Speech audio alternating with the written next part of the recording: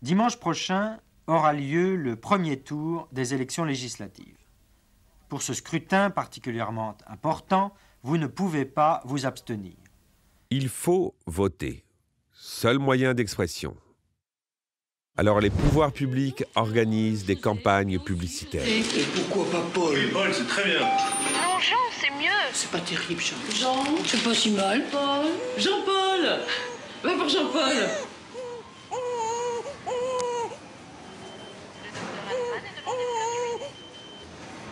L'objectif est d'inciter à voter et réduire l'abstention à un acte antidémocratique.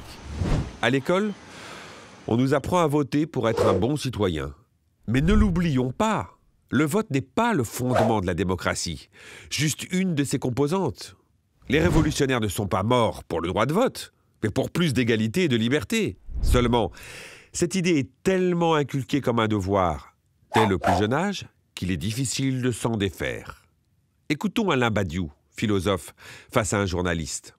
Est-ce que vous réalisez juste, Alain Badiou, vous avez de la culture, vous avez de l'humour, que votre manière de parler pourrait être ressentie comme une insulte par des gens qui se sont fait tuer pour le droit de vote en 1848, en 1870. Des gens y croyaient à ces choses-là. Mais bien Ils sûr. sont morts pour avoir le droit de voter. Mais évidemment, et je considère que le droit de vote a été, dans l'histoire des idées politiques, une conquête. Mais comme toute chose, les conquêtes, il faut en faire de nouvelles. Nous savons maintenant, depuis un bon siècle, ce que le droit de vote est capable de donner. Et ce que le droit de vote est capable de donner, c'est de toute évidence, sur les questions sociales, économiques et fondamentales, un conservatisme inébranlable. D'autant plus inébranlable qu'il est périodiquement légitimé par le scrutin. Alors nous devons maintenant aller au-delà de ça, c'est tout. Il ne suffit pas de dire qu'on a un suffrage universel pour dire qu'on est en démocratie. Et ce qui manque à l'Occident, c'est un nouvel idéal démocratique dans le sillon des Lumières qui porterait une espérance. Or aujourd'hui, la démocratie, c'est devenu un régime très conservateur.